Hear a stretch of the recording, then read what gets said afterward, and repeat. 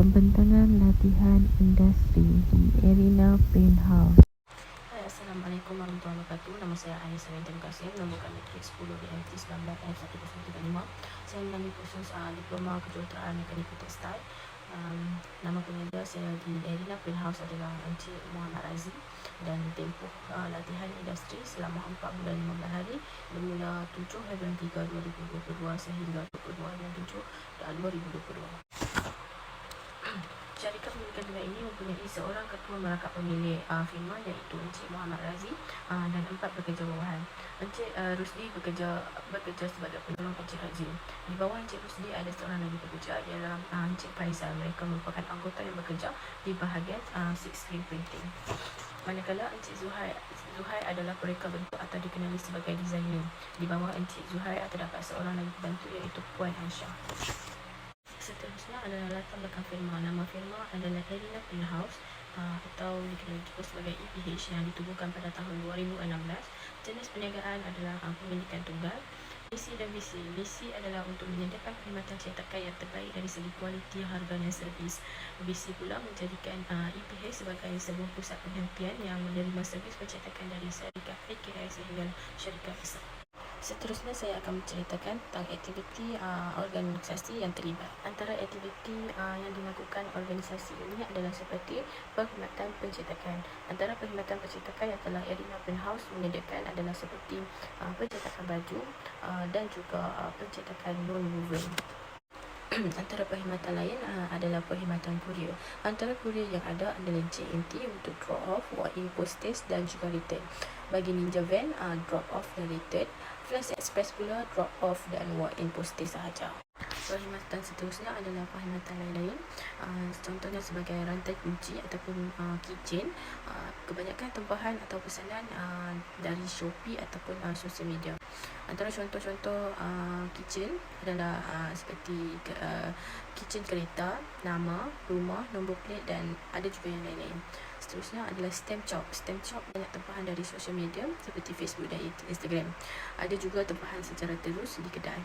Tanda nama ataupun name tag tempahan banyak juga dari sosial media seperti Facebook dan Instagram, dan ada juga tempahan secara terus dari kedai. Seterusnya saya akan ceritakan tentang aktiviti mingguan latihan industri. Aktiviti pada minggu pertama hingga minggu keempat, iaitu pada 7/3/2022 sehingga 2/4/2022.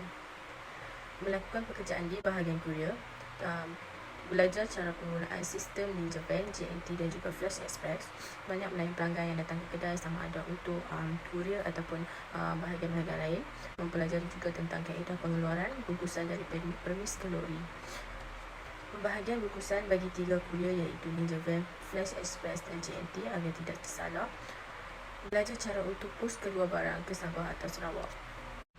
Pada minggu ke-5 sehingga minggu ke-8, iaitu 3/4/2022 sehingga 8/5/2022, saya masih berada di bahagian imbas bungkusan, iaitu bahagian kurier, dan penyedia mula memberi kerja lain seperti membantu penyedia menyiapkan tempahan sampul duit raya, membantu penyedia menggunting logo dan stiker untuk heat press baju, membersihkan dan membuang pelekat pada kitchen, membantu pembungkusan kitchen dan juga imbas untuk dipos keluar.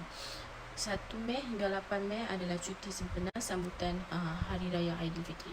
Untuk minggu ke-9 hingga minggu ke-11, iaitu pada 9/5/2022 sehingga 29/5/2022, saya mempelajari tentang penggunaan heat press, cuba melakukan proses screen printing secara sedikit demi sedikit, membantu penyedia melipat dan packing baju untuk pelanggan ambil dan bawa pulang, membantu penyedia masukkan baju ke dalam chipboard untuk proses screen printing. Saya juga telah diajar cara untuk membuat keychain dengan sendiri dan membantu penyedia untuk membuat keychain untuk tempahan dari Shopee, dan juga membantu penyedia menggunting logo dan stiker untuk heat press. Untuk minggu ke-12 hingga minggu ke-14, iaitu pada 30/5/2022 sehingga 20/6/2022, saya masih berada di bahagian kurier, dan saya juga banyak membantu menguruskan pesanan seperti memasang stamp shop, membuat kitchen yang dipesan melalui sosial media dan juga Shopee, melipat baju dan packing, melakukan pesanan yang dengan lebih baik walaupun masih ada kesilapan kecil. pada minggu ke-15 hingga minggu ke-17, iaitu pada 21 hari bulan 6 2022 sehingga 22 hari bulan 7 2022. Saya masih kekal di bahagian kurier dan membantu peniaga menguruskan pesanan seperti memasang cop, membuat keychain yang dipesan melalui sosial media dan juga Shopee, melipat baju dan packing baju. Saya juga membuat projek untuk latihan industri seperti melakukan proses seed screen printing dengan sendiri dan juga melakukan heat press dengan sendiri atas satu baju. Ini merupakan hasil seed screen printing yang telah saya buat semasa tarikh akhir untuk latihan industri, dan ini adalah proses heat press. Seterusnya adalah laporan teknikal. Sistem kurier. Pengenalan untuk sistem kurier. Penghantaran adalah pergerakan fizikal barang dari satu titik ke satu titik yang lain, seperti pemindahan barang dari gudang ke pelanggan. Bila memulakan perniagaan e-dagang, anda mungkin ingin mengurangkan kos dengan mengendalikan penghantaran anda sendiri. Penghantaran boleh mengambil beberapa bentuk bergantung pada jarak yang dilalui dan kelajuan penghantaran yang diperlukan. Sebagai contoh, sekarang masyarakat kita banyak membuka perniagaan secara online dan secara terus. Walau bagaimanapun, masih banyak perniagaan online. Jadi kurier adalah satu alternatif yang terbaik untuk memudahkan setiap pergerakan pekerjaan di dalam sesuatu perniagaan. Peralatan yang digunakan dan cara pengendalian alatan tersebut. Pertama adalah pengimbas digunakan untuk mengimbas bungkusan. Yang kedua, komputer untuk pengisian maklumat pelanggan. Yang ketiga, pembungkusan. Bungkusan yang dihantar oleh pelanggan kepada penerima untuk penghantaran. AWB ataupun AWB untuk memaparkan setiap maklumat tentang penghantaran. Proses yang dilakukan di bahagian kurier pertama sekali adalah JNT untuk drop off. Pelanggan akan drop off bungkusan di kedai dan diimbas bungkusan. Bungkusan akan dimasukkan ke dalam bakul di bahagian JNT dan perlu upload maklumat yang telah diimbas tadi ke dalam sistem. Untuk pengisian di kedai ataupun pelanggan datang untuk mengisi maklumat di kedai, perlu membuka aplikasi JTS dan memilih shipping AWB record sampel, membuat pilihan sama ada pelanggan mahu hantar bungkusan ataupun dokumen, mengisi maklumat pelanggan dan penerima seperti nombor telefon, nama penuh dan alamat, mengisi maklumat ringkas seperti postcode dan penghantaran, naik ataupun cetak keluar AWB tampal pada bungkusan yang dibawa oleh pelanggan dan imbas seperti biasa. Barang keluar untuk penghantaran seterusnya. Barang kecil mestilah disatukan di dalam bumi ataupun dikenali sebagai bagging scan. Barang akan di-scan sebelum keluar. Barang besar akan di-scan satu persatu di bawah dokumen scan departure. Semua barang akan diambil oleh lori JNT.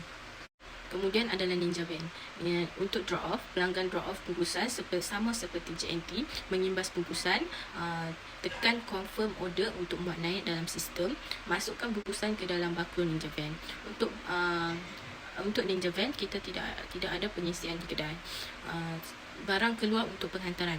Pekerja Ninja Van akan datang untuk mengambil barang dan diimbas oleh pekerja Ninja Van sendiri sebelum dibawa ke tempat penghantaran. Pekerja Ninja Van akan memberi OTP untuk mendapatkan kepastian untuk proses pengeluaran barang, iaitu untuk confirm order. Barang akan dimasukkan ke dalam lori dan untuk proses penghantaran seterusnya. Akhir sekali adalah Flash Express untuk drop off. Pelanggan drop off bungkusan seperti biasa dan diimbas, bungkusan tersebut diimbas. Setelah itu akan dimasukkan ke dalam sistem dan tekan selesai ataupun complete dan tekan pada finish untuk masukkan ke dalam sistem. Barang keluar untuk penghantaran, kita perlulah menghubungi Flash Express menggunakan aplikasi Flash, mengisi detail yang diperlukan dan hanya menunggu pekerja Flash datang ke kedai untuk mengambil bungkusan yang ada. Cetakan skrin sutra ataupun seed screen printing. Untuk pengenalan, seed screen atau juga dipanggil screen printing adalah proses untuk mencetak baju yang sesuai untuk baju berkuantiti yang banyak, ataupun 10 helai ke atas dan desain yang besar. Ketahanan cetakannya lama dan berkualiti tinggi.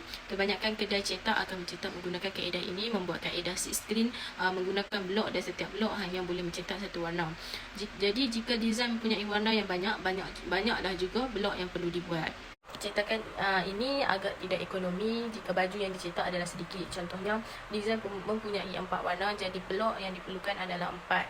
Dan desain jenis 4 warna kemungkinan memerlukan minimum order quantity, sekurang-kurangnya 30 helai kerana lagi banyak blok yang lagi tinggi kos dia. Cetakan t-shirt adalah seni. Okay, seterusnya adalah peralatan yang digunakan dan cara pengendalian. Untuk first kali kita perlu ada baju. Baju adalah bahan utama yang digunakan untuk proses yang dijalankan. Seterusnya, blok cetak. Proses membuat blok menggunakan kayu, besi atau aluminium berbentuk segi 4. Kemudian kayu saringan mesh dilekatkan dengan tegang ke atas blok tersebut. Selepas itu, satu bahan khas disapukan di atas kain saringan untuk membentuk satu lapisan. Lapisan tersebut dikeringkan di tempat yang kadar pencahayaan yang minimum. Seterusnya adalah kain saringan ataupun mesh. Kain saringan adalah kain sutera yang sangat halus. Ia terdiri daripada beberapa grade kehalusannya. Biasanya ia dijual dalam 20 hingga 30 ringgit semeter. Seterusnya, pewarna ataupun dye. Terdapat beberapa jenis rubber dye yang biasa digunakan dalam pencetakan silkscreen, iaitu rubber dye 100, rubber dye 150 dan rubber dye 200, TC dye dan juga dye foam. Antara peralatan lain adalah seguji yang digunakan untuk menarik dye pada blok. Perlu dibasuh dengan segera supaya dye tidak keras pada seguji. Seterusnya, pengering pistol panas ataupun hot gun dryer digunakan untuk mengeringkan sapuan emulsion sebelum proses expose. Juga untuk mengeringkan dye yang telah diprint sekiranya perlu print sekali lagi di atas desain tersebut. Photo emulsion ini digunakan bersama dengan sensitizer dengan kadar nisbah 10:1, atau dalam bahasa mudah, suku dari 1 kg photo emulsion tambah dengan 3 hingga ke 5 titik sensitizer sudah memadai untuk mengaktifkan photo emulsion.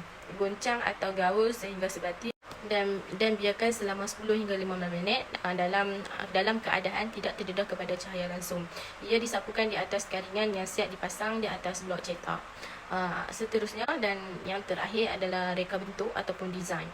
Desain ini kita mengikut pelanggan dan ia dilakukan oleh pereka ataupun designer. Ada juga yang sudah siap ada reka bentuk ataupun desain, hanya perlu datang ke kedai dan menunjuk desain mereka. Seterusnya, proses yang dilakukan di bahagian silkscreen printing. Penghasilan artwork, grafik ataupun desain. Proses ini melibatkan proses menghasilkan gambar atau grafik, kemudian mengasingkan gambar dan mencetak gambar atau grafik tersebut ke atas kertas filem khas dengan menggunakan printer. Penghasilan blok. Proses membuat blok menggunakan kayu, besi atau aluminium berbentuk segi 4. Kemudian kain sutera ataupun mesh dilekatkan dengan tegang ke atas blok tersebut selepas satu bahan khas disapukan ke atas mesh atau kain sutera untuk membentuk satu lapisan. Lapisan tersebut dikeringkan di tempat yang kadar pencahayaan yang minimum. Pemindahan imej, proses pemindahan imej yang telah dicetak pada kertas filem tadi pada nombor 1 tadi dipindahkan kepada blok dengan proses pendedahan ke atas cahaya yang tertumpu. Dye ataupun dakwat khas. Proses terakhir adalah menyapu dye pada blok ke atas permukaan baju atau cenderahati yang kita nak buat. Kemudian dye dikeringkan menggunakan pengering khas ataupun yang kita guna tadi, hot gun dryer. Setelah kering, pihak kami akan biasanya melakukan proses kualiti. Proses ini sangat penting sebelum produk melalui proses pembungkusan dan juga penghantaran atau penyerahan kepada pelanggan. Seterusnya, mesin ukiran ataupun engraving cutting. Pengenalan. Prinsip ukiran laser adalah bahawa pancaran laser ditransmisikan dan difokuskan pada permukaan bahan melalui mekanisme optik menggunakan dengan cara tertentu. Ketika membaca maklumat komputer, dalam urutan kepala laser mengibas ke kanan, atas, ke bawah, garisan demi garis di sepanjang laluan imbasan. Apabila titik 1 tercapai, laser dihidupkan, dan apabila titik 0 tercapai, laser dimatikan. Maklumat komputer menyimpan dalam binari yang sepadan dengan kedua-dua keadaan switch laser. Mesin ukiran laser karbon dioksida sesuai untuk menandakan kebanyakan bahan bukan logam seperti pembungkusan kertas, produk plastik, kertas label, kain kulit, seramik kaca, plastik resin, produk buluh dan kayu, papan, PCB dan lain-lain. Kelajuan dan ketebalan mesin ukiran pemotongan laser akan ditentukan oleh watt tube laser. Tube watt yang lebih tinggi boleh berfungsi pada bahan yang lebih tebal dan kelajuan kerja lebih cepat. Secara amnya, di bawah umbi laser 60 watt adalah mesin asal. Dalam Arena Print House, mesin ukir ini digunakan untuk mengukir tanda nama ataupun name tag, kicen nama, motosikal, kereta, rumah dan bermacam kitchen lagi. Arena Penthouse juga mengukir untuk membuat stamp chalk. Peralatan yang digunakan dan cara pengandalian. Papan akrilik 3mm transparent digunakan untuk membuat kitchen kereta, motor, basikal dan lain-lain. Papan akrilik 2mm gold digunakan untuk membuat kitchen nama dan nombor plate. Papan tanda nama digunakan untuk mengukir nama di atasnya. Rubber sheet digunakan untuk membuat rubber stamp. Rantai besi dan penyambung untuk sambung pada kitchen. Plier digunakan semasa untuk pemasangan rantai besi dan penyambung dengan design. Pin digunakan untuk tanda nama ataupun name tag. Magnet digunakan untuk name tag juga. Pemegang chalk untuk rubber stamp chalk. Tapak chalk untuk melekat rubber sheet yang sudah diukir maklumat pelanggan. Pelekat dua muka untuk melekat rubber sheet pada tapak chalk. Proses yang dilakukan di bahagian mesin ukiran. Tanda nama, membuat template nama di aplikasi AI, simpan di file template, pindah file ke aplikasi K14 Whisper, tekan pada open design file dan pilih file yang telah disimpan tadi. Tekan initialize laser cutter dan unlock rail, laraskan raster engrave paste pada 2, tetapkan current indication pada mesin 11.6. Letakkan papan tanda nama, mulakan ukiran nama. Setelah siap, letakkan pin atau magnet mengikut pesanan yang diterima. Seterusnya, rantai kunci ataupun kitchen. Buka aplikasi AI dan buka template untuk rantai kunci ataupun kitchen. Membuat design. Hidupkan mesin ukiran, laraskan laser pada 24.6, letakkan papan akrilik 3mm transparent dalam mesin ukiran. Letakkan laser pada paksi X, Y mengikut kedudukan papan. Buka aplikasi K14 Whisper, open design file dan tentukan raster engrave paste dan vector cut paste. Tutup penutup mesin untuk keselamatan dan mula raster sehingga siap. Setelah siap raster, tekan pada vector cut untuk memotong papan yang telah di-raster. Selepas itu, keluarkan papan yang telah diukir menjadi reka bentuk yang diset. Buang sisa plastik stiker yang tersisa di atas reka bentuk dan pasangkan rantai besi dan penyambung dengan reka bentuk untuk dijadikan rantai kunci. Seterusnya adalah stamp chalk. Membuat reka bentuk dan maklumat yang mahu diletakkan pada chalk di AI. Ukirkan reka bentuk tadi menggunakan mesin ukiran, laraskan laser pada 24.6, raster engrave paste pada 4 dan vector cut paste pada 3. Letakkan rubber stamp sheet di dalam mesin dan mulakan ukiran. Setelah siap, guntingkan pita pelekat dan lekat pada tapak chalk. Lekatkan chalk yang telah diukir di atas tapak yang dilekat pita lekat. Setelah siap, pasangkan pemegang chalk dan tapak chalk. Akhir sekali, kesimpulan. Latihan industri telah memberi peluang untuk mengalami rasa keadaan mereka sendiri bekerja, mempunyai banyak perbezaan dengan situasi pembelajaran mereka selama ini. Di samping itu, Politeknik juga banyak memberi petunjuk dan pengetahuan mengenai latihan industri untuk dilaksanakan dengan betul. Saya ingin mengucapkan terima kasih kepada Politeknik Seberang Perai dan Arena Penthouse lantas untuk menerima kehadiran saya dengan senang hati dan tidak pernah gagal untuk memberi bimbingan dan tunjuk ajar dalam tempoh ini. Setelah tamat latihan industri ini, saya lebih yakin dalam segala perkara berbekalkan pengalaman latihan industri dan saya sangat pasti akan berguna dalam dunia sebenar pekerjaan saya nanti. Kesimpulannya, latihan industri adalah untuk memberi manfaat kepada pelajar kerana ia boleh membekalkan setiap pelajar dengan pengalaman dan pengetahuan yang berguna. Justru itu, pelajar boleh memberikan komitmen yang baik kepada setiap tugas yang diarahkan dan disiplinkan diri, terutamanya pekerjaan yang melibatkan berkumpulan.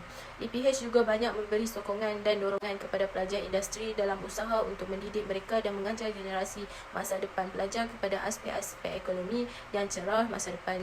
Secara keseluruhan, latihan industri adalah untuk mendedahkan kepada pelajar dunia sebenar dan untuk mengajar pelajar menguruskan sebuah organisasi secara sistematik untuk bersaing dengan ekonomi yang berjaya maju sekarang.